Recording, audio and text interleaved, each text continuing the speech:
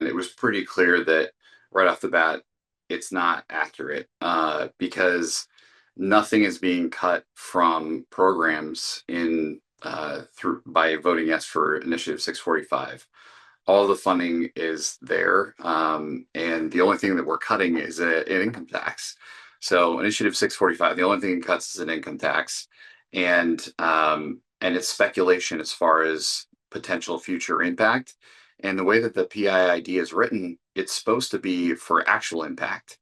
And so if you look at what 645 does, the only thing is it cuts a $10 million plus government bureaucracy from being set up.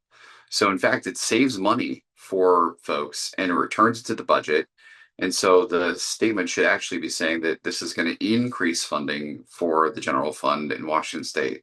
And so that's what we filed our appeal for, and we're looking forward to having the hearing. The additional savings is going to come from Department of Revenue hires that aren't going to need to be made, from setting up a bureaucracy that's not going to be needed, from having to defend a lawsuit against an unconstitutional income tax. Those are all the things that are happening right now.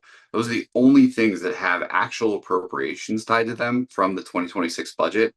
And so everything else is just speculation. And the state has held over and over again that you can't hold a future legislature to what is currently going on. And so anything that's speculation shouldn't be there. And the other thing that I think is important is I don't know, it just doesn't make sense. You cannot cut money that doesn't exist.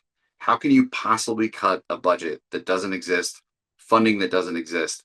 But the PIID and the way that the Attorney General wrote it, they're pretending like this tax has already been enacted. It's been bringing in money for years. It's just not the case.